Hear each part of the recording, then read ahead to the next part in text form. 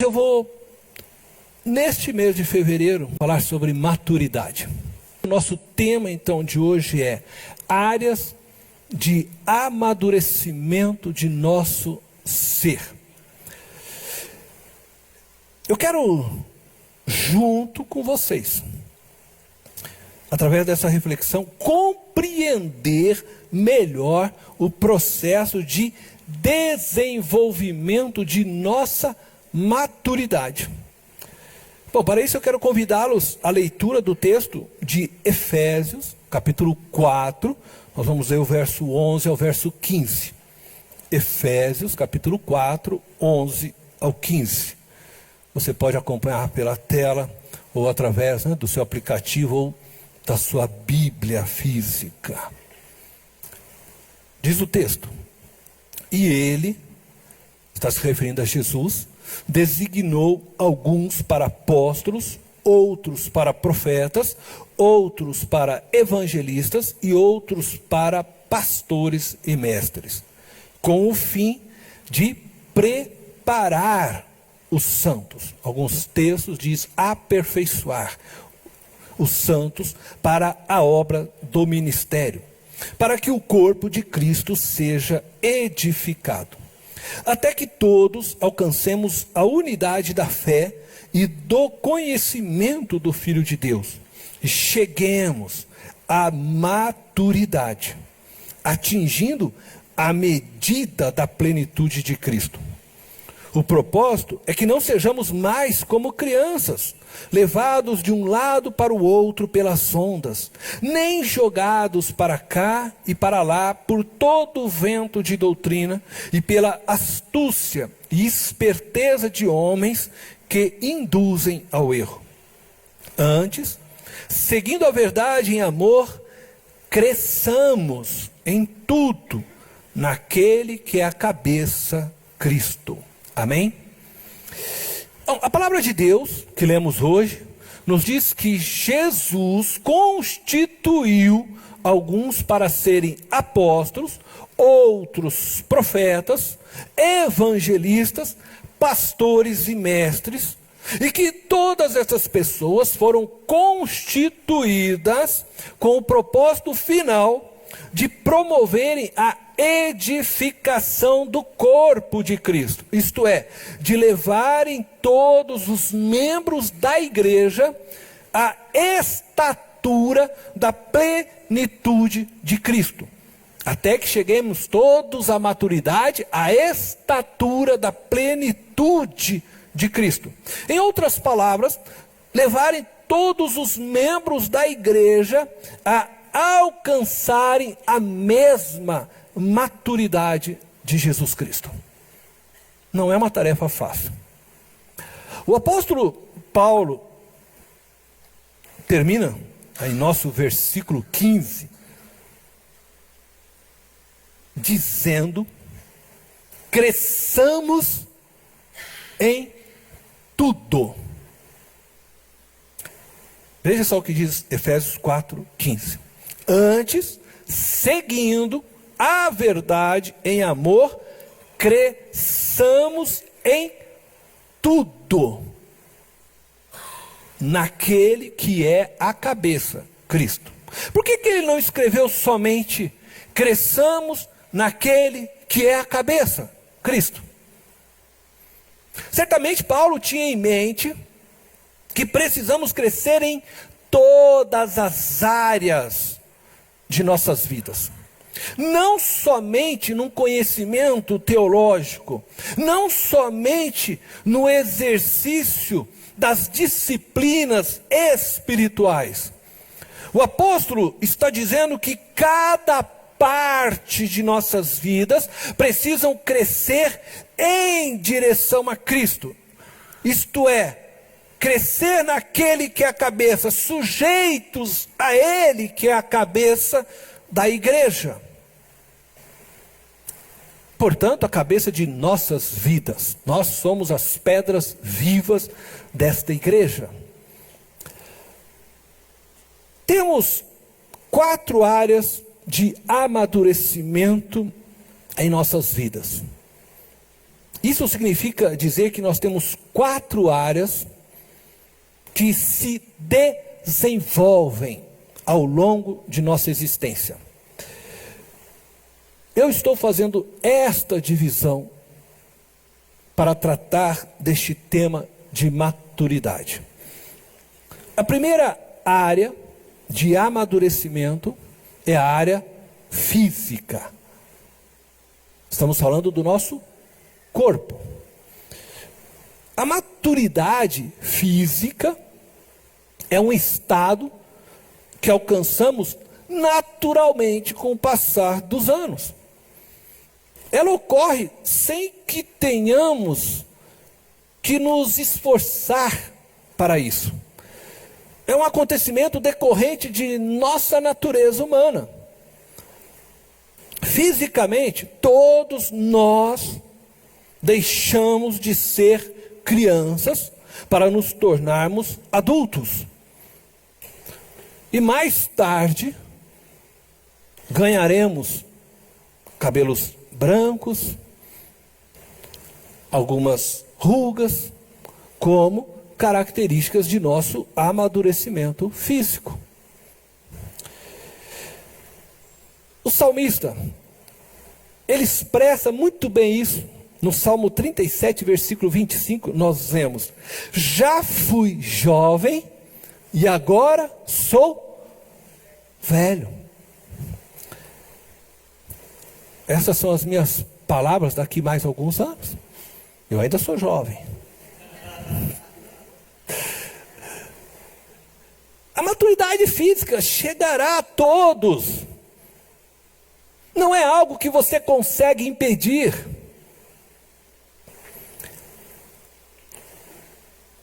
Contudo, ela não significa que o indivíduo fisicamente maduro é de fato um ser humano maduro. Cabelos brancos não são sinônimos de maturidade. Muitas pessoas de cabelos brancos não possuem maturidade alguma. Alcançaram uma maturidade cronológica, uma maturidade natural somada aos seus anos de vida em seu corpo físico, mas muitas delas jamais alcançaram uma maturidade como ser humano. Basta você pensar em alguns homens, como Hitler, e muitos outros da história, que eu nem preciso citar nomes, e talvez, quem sabe, alguém que você mesmo conheça, que fala que aquela pessoa não amadureceu, está velha, mas não amadureceu.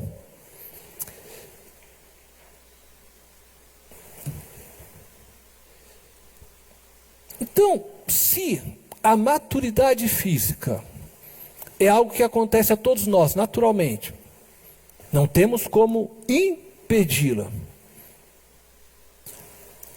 A pergunta que nós devemos então fazer é: como eu posso amadurecer fisicamente saudável? Como eu posso envelhecer de forma saudável? A recomendação médica para isto é que você tenha uma boa alimentação. Então você pode aí se inscrever no projeto Nutricionistas, ter orientações para isso. Isso é imprescindível para a sua saúde. Outra recomendação é que você pratique exercícios, pratique um esporte, também de forma saudável, né? Não é querer praticar esporte exageradamente, né? Mas de forma correta, saudável. Então procure alguém também da área que possa te orientar, te ajudar neste aspecto. E uma outra recomendação: durma bem. Não é ficar dormindo também a vida inteira, né? Não, durma bem. Tem pessoas que têm grandes dificuldades para dormir, vivem com insônia, alguns problemas respiratórios. Busca ajuda nesse sentido. O dormir é parte essencial também para que o seu corpo, o seu organismo se recupere de todos os desgastes, exercícios que você fez durante o dia. Durma bem. Fica aí já uma aplicação então para você, como amadurecer no seu corpo, no seu físico, um amadurecimento físico. A segunda área de amadurecimento que eu quero falar é racional. Nós estamos falando do nosso intelecto. É um amadurecimento do seu intelecto, do seu pensar, do saber. A maturidade racional, ela é construída com esforço. Não se desenvolve naturalmente como a maturidade física. Se você não trabalhar para esta maturidade ao longo dos anos, você não irá adquirir conhecimento e saber. Então é algo que você precisa se esforçar, se esmerar para adquirir. A construção do nosso ser racional, ela ocorre através da construção do saber acadêmico e também do saber empírico. O saber acadêmico você adquire na academia, você adquire na escola, você adquire na faculdade, você adquire numa ETEC, numa escola profissionalizante. E você precisa se engajar nisso, para que você adquira saber acadêmico. O saber empírico é o saber que a vida lhe proporciona no dia a dia, são as experiências da vida, e que nós vamos vivenciando desde pequenino. É aquele saber que quando a mãe, diz para o filho ou o pai: não toca nessa chaleira, está quente no fogão. A criança ainda pequenina, ela não entende o que é quente. Ó, quente. Aí ela vai lá e nunca mais ela entendeu o que é quente. Quando a mãe fala quente, da próxima vez ela fica longe, queimou o dedinho dela. Esse é um saber empírico, é o saber que nós desenvolvemos com a experiência. A vida vai nos levando a este saber também. E nós precisamos então aprender com as experiências que a vida nos produz. Muitas vezes pessoas vivem experiências, mas não aprendem através das experiências. Você já viu aquelas pessoas que faz um erro, faz 2 vezes, faz 3 vezes e não aprende? Já dizia alguns no passado, eu ouvia isso, errar uma vez é o quê? A segunda vez? Eu não quero chamar ninguém de burro. Mas tem gente que parece que vive experiência, vai ficar reto da vida colocando o dedo na chaleira, Ai, nossa, deixa eu entender isso de novo, Não, você precisa desenvolver isso. Provérbios 4:7 diz assim, olha: o conselho da sabedoria. Então a sabedoria está te oferecendo um conselho. O conselho da sabedoria é: procure obter sabedoria. E aí veja só o que diz: use tudo que você possui para adquirir entendimento. Outra tradução diz conhecimento. Então a sabedoria diz para você: use tudo que você puder, todas as ferramentas para você adquirir o entendimento, o conhecimento. Entretanto, nós precisamos compreender que a maturidade racional, sozinha, não produz um ser humano maduro. Conhecimento racional, o conhecimento adquirido através da academia, o conhecimento adquirido através das experiências da vida, esse conhecimento empírico, não são suficientes para tornar um ser humano maduro. Todo este conhecimento desassociado de uma maturidade emocional e espiritual faz deste homem cheio de conhecimento um homem imaturo. Diante bifurcações da vida, sabe, daqueles momentos em que você está caminhando na sua vida, que você precisa tomar uma decisão, e existe dois caminhos abertos diante de você, situações éticas, muitas vezes, que a vida coloca diante de você, decisões conflitantes. Diante desses momentos, uma pessoa que não tem ainda uma maturidade emocional e não possui uma maturidade espiritual, a sua percepção racional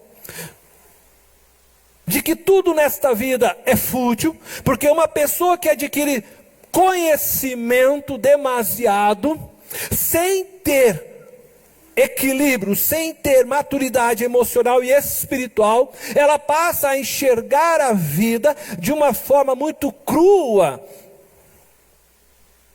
sem sensibilidade. E a vida então parece ser totalmente fútil, como descreve o autor de Eclesiastes. Tudo nessa vida é passageiro, tudo é inútil, ele diz. E então, ao tomar uma decisão, essa pessoa vai tomar uma decisão unicamente racional. E essas decisões também muitas vezes podem ser prejudiciais e perigosas. A ausência de maturidade emocional e espiritual não vai lhe permitir enxergar a beleza da vida e o valor da vida. Não vai lhe permitir tomar algumas decisões que sejam sacrificiais de sua parte em benefício do crescimento do outro. São decisões tomadas friamente, sem empatia pelo próximo. Contudo, o conhecimento racional é imprescindível para as tomadas de decisões. Porque precisa sim colocar o conhecimento na mesa para que você tome decisões. Portanto, eu vou novamente levantar a pergunta: como alcançar a maturidade racional? Pois esta exige de mim esforço. Então eu digo a você: dedique-se aos estudos. Busque o conhecimento. Agora preste atenção: não estude apenas para passar de ano. Não estude da forma decoreba, apenas para você responder a pergunta de um professor, seja da escola bíblica dominical, ou seja do seu estudo acadêmico escolar, fundamental, médio, faculdade, ensino superior. Não estude apenas para tirar nota. Estude para aprender, compreender, entender aquilo que você está estudando. E com relação ao ensino empírico, que nós falamos,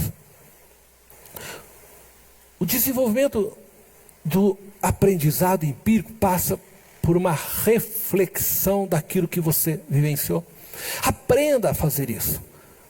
A cada experiência que você tiver na sua vida, avalie a experiência, para que você tire dela aprendizado e você se desenvolva dessa forma também racional.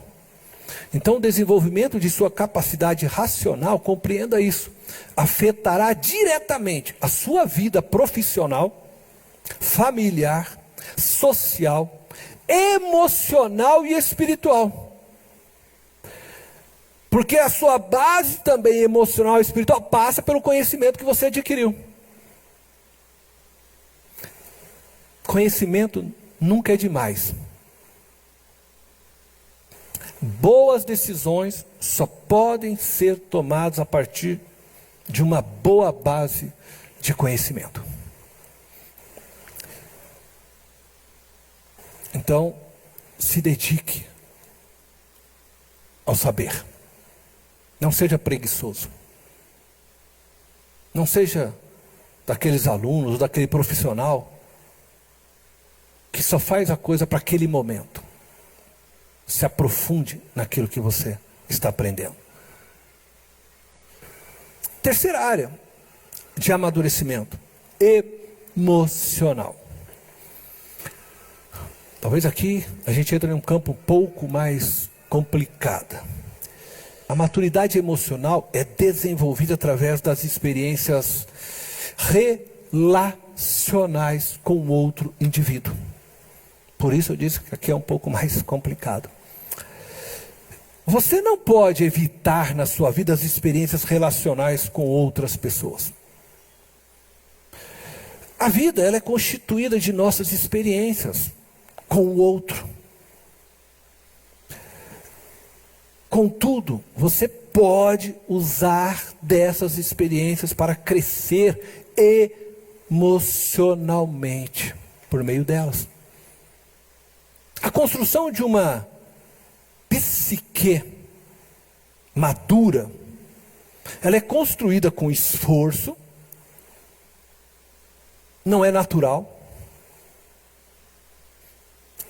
Ela não se desenvolve igual você desenvolve o seu físico naturalmente.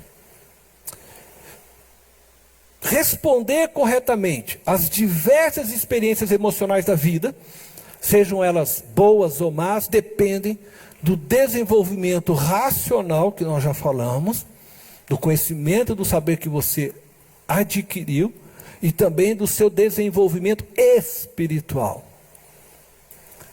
O seu emocional vai ser equilibrado e maduro na medida que o seu racional e a sua espiritualidade se tornam maduras. Você vai aprender a lidar com a dor da perda de alguém querido, se você tiver bom conhecimento e boa espiritualidade. Você vai aprender a lidar com a perda de um emprego, se você tiver boa maturidade racional e espiritual. A tua emoção vai ser melhor, vai se desenvolvendo no meio delas. E assim, em todas as experiências da vida, nas mais doloridas que muitas pessoas vivenciam, e também nas mais alegres. O apóstolo Paulo, ele parece ter alcançado em vida uma maturidade emocional. Ele afirma se regozijar, se alegrar diante as mais variadas situações adversas que a vida lhe apresentava. Eu quero mostrar isso para vocês, está em 2 Coríntios, capítulo 12, versículo 10. Paulo escreve as seguintes palavras: por isso, por amor de Cristo, agora ele fala referente a ele, regozijo-me nas fraquezas, nos insultos, nas necessidades, nas perseguições, nas angústias, pois quando sou fraco é que sou forte. Tem que ter maturidade para escrever isso. Eu me alegro, é isso que ele está dizendo. Eu me regozijo nas fraquezas. Você se regozija, se alegra nas fraquezas, nos insultos, nas necessidades, nas perseguições, nas angústias. Certamente que essa maturidade emocional que Paulo alcançou, ela era sustentada pela maturidade espiritual e a maturidade racional, o saber que ele tinha. O saber racional e emocional, agora preste atenção, construídos ao longo da vida, desmembrados de uma espiritualidade madura, não são suficientes para tornar o ser humano plenamente maduro como ser criado por Deus. Mas são necessários para que o ser humano alcance a maturidade bíblica. Portanto, é imprescindível que você se desenvolva emocionalmente, de forma saudável. Então eu vou tentar aplicar o que eu estou falando. Isto é, eu vou pedir para que você aplique, eu vou tentar te dar o caminho para isto.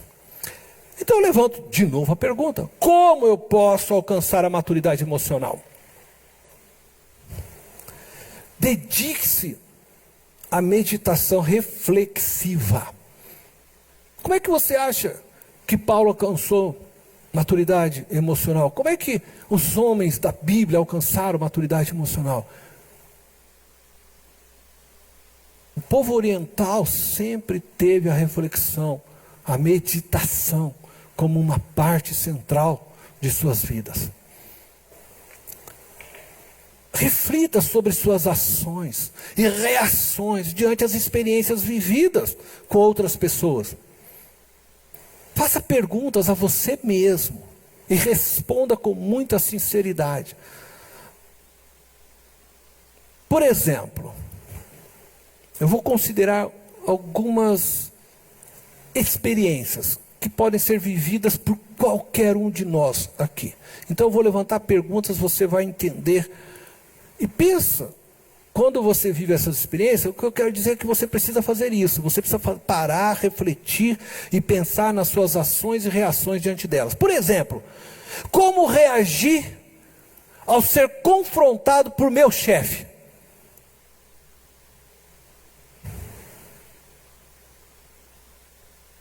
Tem gente que, se o chefe chamar a atenção, já sabe. Outro já levanta e já manda o chefe plantar batata. Quem que você acha que você é? Nem meu pai é... Tem gente que é assim. Como é que você reagiu numa experiência dessa? Ou como você reagiria? Talvez se você ainda não a viveu. Mas faça reflexões profundas sobre isso. Você precisa responder isso para você se você quer crescer emocionalmente. Como é que você reage ao ser confrontado pela sua mãe? Como que você reage ao ser confrontado por seu pai?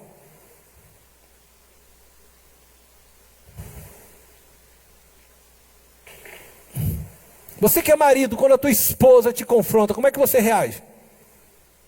Cala a boca, mulher! Qual que é a tua reação? Quem manda aqui na casa sou eu!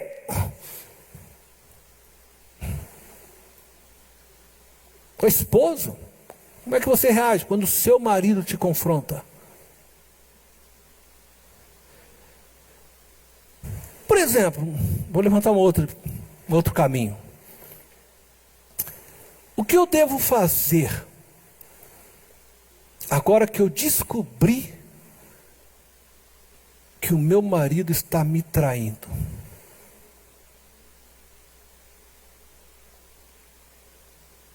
O marido, o que eu devo fazer agora que eu descobri que a minha esposa me traiu?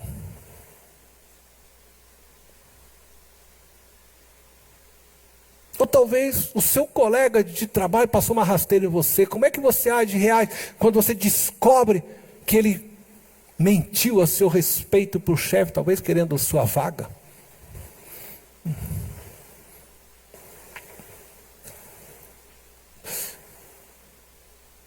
Qual é a minha atitude ao ser humilhado por alguém?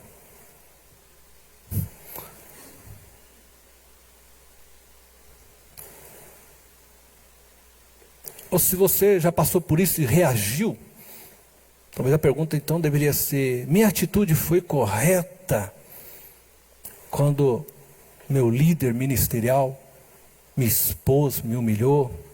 Quando o meu chefe me humilhou? Quando o meu irmão me humilhou? Quando o meu pai, meu professor? Qual foi minha reação naquele momento? Foi correta? Nós não crescemos se nós na vida não pararmos para refletir a respeito de nós mesmos.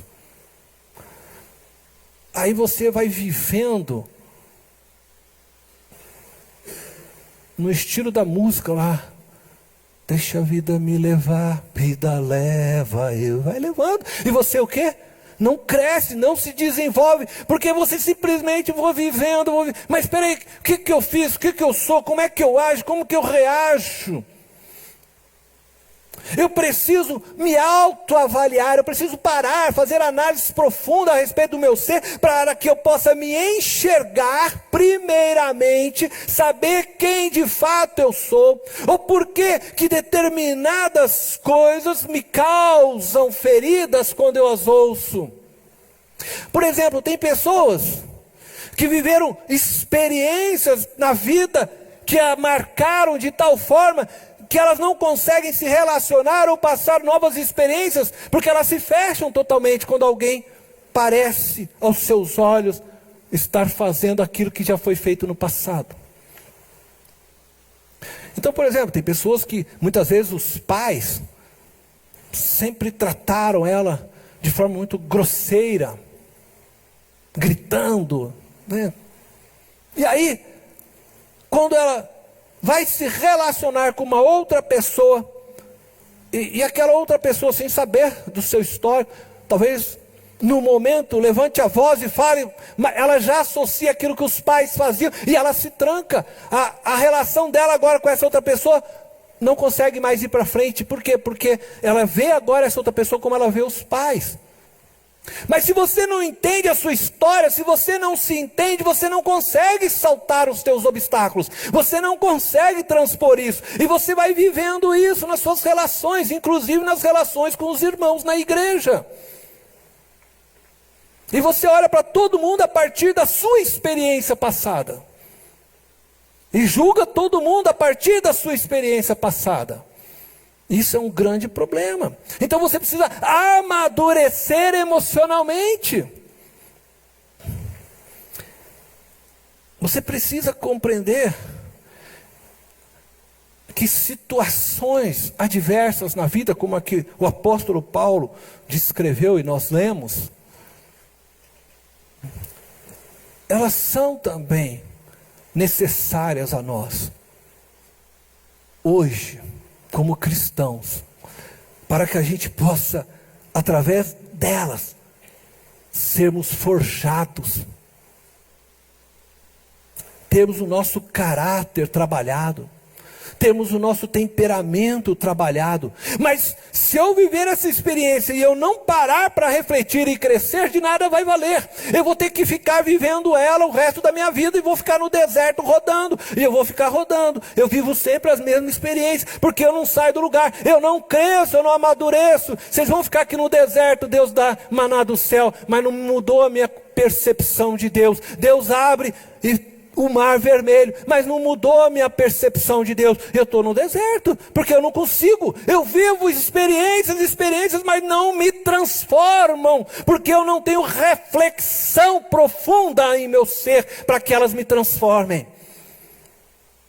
E Deus vai mandar carne, e Deus vai fazer. E aí quando eu chegar diante da terra prometida, estou tão perto, eu continuo vendo todo mundo como grande, poderoso inimigo que vai me devorar, mas, nossa, Deus fez, mas nada na minha concepção mudou, porque eu não vivi reflexões profundas que transformem o meu ser, a ponto de agora eu avançar e dizer, não me importa o tamanho do inimigo, porque Deus abriu o mar, porque Deus fez o maná cair, porque Deus fez grandes coisas. Eu sei quem tenho crido, eu ando agora com as minhas emoções tranquilas, porque eu sei que posso confiar em Deus. Só que se você não para e reflete sobre o seu ser, você vai ficar assim no deserto o resto da vida. Eu estou dentro da igreja, mas é interessante, eu estou 20 anos, mas parece que eu vivo do mesmo jeitinho que eu vivia. É preciso aprender a refletir. O mundo vai fazer você ficar correndo todo dia. E não quer fazer você parar para refletir. Mas você precisa fazer isso. Por isso eu disse, você precisa se aplicar nisso. E Deus te coloca no deserto para você crescer.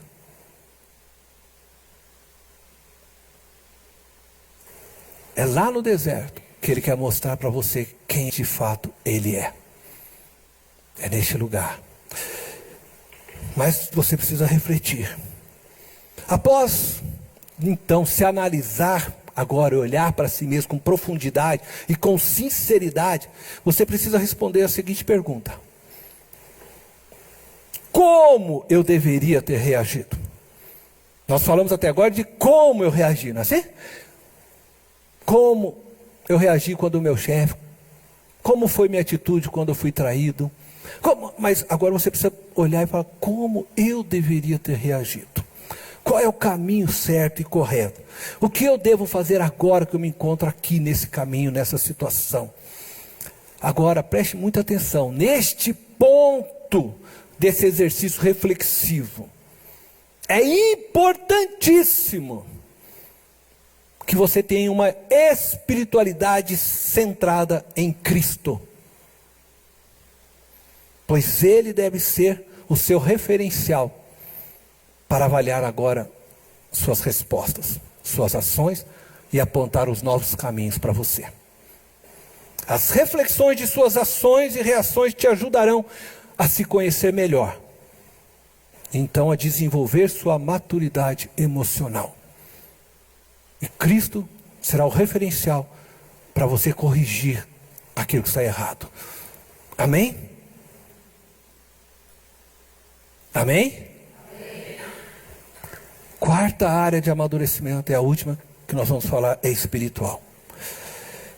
A nossa espiritualidade precisa ser desenvolvida também. E isso se faz por meio então de uma relação com Deus racional e emocional.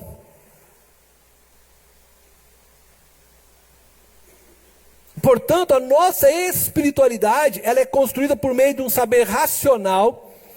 Por isso nós estudamos a palavra de Deus. E de um saber empírico, que é através das nossas experiências diárias com Deus. O apóstolo Pedro, ele nos adverte a estarmos prontos para respondermos de forma clara, racional, a todos que nos questionarem a respeito de nossa fé em Jesus Cristo. Conforme nós podemos ver em 1 Pedro, capítulo 3, versículo 15. Estejam sempre preparados para responder a qualquer que lhes pedir a razão da esperança que há em vocês. A fé que possuímos em Deus e em seu Filho Jesus Cristo, ela tem base racional. Ela não é baseada em sentimentos. Sentimentos são coisas que mudam diariamente. Mas também não é baseada em superstições, né? Ou lendas. Ela tem um fundamento histórico, lógico, racional, da qual você pode apoiar sua fé e dizer, eu creio por causa disso, de forma clara. Essa base racional, ela é então construída através do estudo da palavra de Deus, a Bíblia. Ela é construída através do nosso estudo, ao olhar a história da humanidade. Entretanto, a nossa espiritualidade não é construída somente pelo meio da leitura da palavra de Deus. Não crescemos espiritualmente somente adquirindo conhecimento racional. Existem pessoas que são profundos conhecedores da teologia bíblica, mas não tem comunhão nenhuma com Deus. A nossa espiritualidade, ela tem um fundamento racional, ela tem a palavra de Deus, a Bíblia como apoio, mas ela também envolve as nossas emoções, envolve as nossas experiências, o nosso ser como o ser de Deus. É uma experiência pessoal que cada um de nós temos com Deus. E também envolve as nossas experiências como comunidade. Então eu vivo uma experiência pessoal minha com Deus, mas eu também vivo experiência com Deus junto com a comunidade de Deus, junto com a igreja, a qual a experiência do irmão também se torna minha experiência. O milagre que Deus faz na vida de um irmão, de uma irmã, também é minha experiência de milagre, também. E a gente vai vivendo junto essa experiência. E somente por meio de uma espiritualidade madura, nós seremos capazes de responder às diversas situações da vida de forma esperada por Deus. Portanto, novamente, como alcançar, né, uma maturidade espiritual? Dedique-se ao estudo da palavra de Deus. Sim, leia a Bíblia. Busque o saber teológico. Mas também se aprofunde numa meditação reflexiva da palavra de Deus.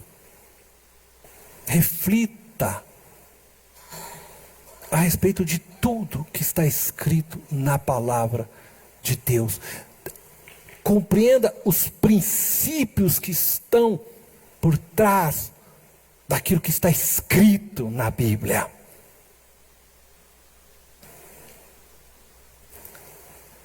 Senão, você vai ser só um religioso. Os saduceus, os fariseus, eram religiosos. Os fariseus se aprofundavam demais no estudo das Escrituras, mas eles só liam as letras que se encontravam ali. Por isso eles nunca conseguiram enxergar o Deus que estava por trás das letras. Eles nunca conseguiram perceber o mover do Espírito que estava sendo escrito por trás das letras da Bíblia. E muitas vezes nós cometemos o mesmo erro.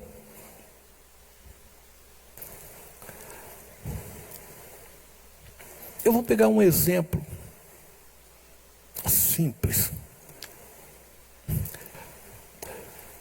Quando você entra na história de Gênesis, eu acredito que todos aqui vão conhecer essa história. Eu não vou entrar em detalhes dela. Nós vamos encontrar que depois do dilúvio, Noé plantou uma vinha. E Noé, muito feliz, colheu muito. Ele espremeu todas as uvas. E após o dilúvio, acho que não tinha muita gente, então ele bebeu tudo que estava lá, né? Que ele conseguiu produzir, né? E diz o texto que Noé ficou alegrão, né? Tomou bastante, né, vinho. E alegrão que ele estava, né? Dentro de sua tenda, só entre nós aqui, né? Ele estava lá peladão. O filho, chamado Cã,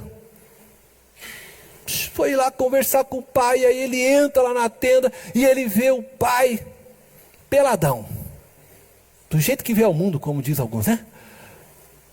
E ele vira e vai lá para os irmãos dele contar aquilo, né? E possivelmente de uma forma como quem ridiculariza um pouco, né, o pai naquela situação.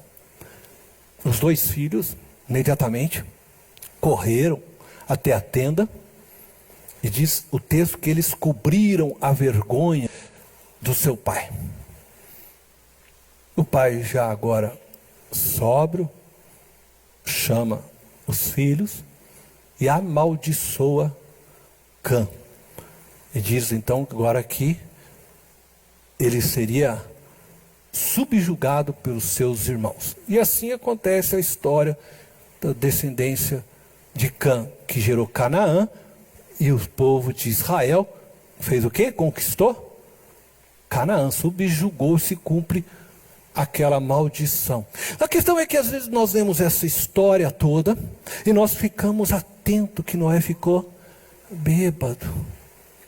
E a gente acha que a história está centrada nisso, né? Nossa, Noé ficou bêbado, peladão, olha que pecadão. O texto nem fala de pecado ali, de Noé ter pecado. Não estou aqui dizendo que você pode ficar bêbado, tá?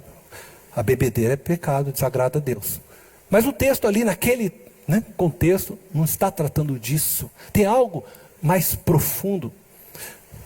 E aí, aquele filho que entra, depois sai, enfim, depois é amaldiçoado. A questão é essa. Há um acontecimento. Peraí, o que aconteceu aqui?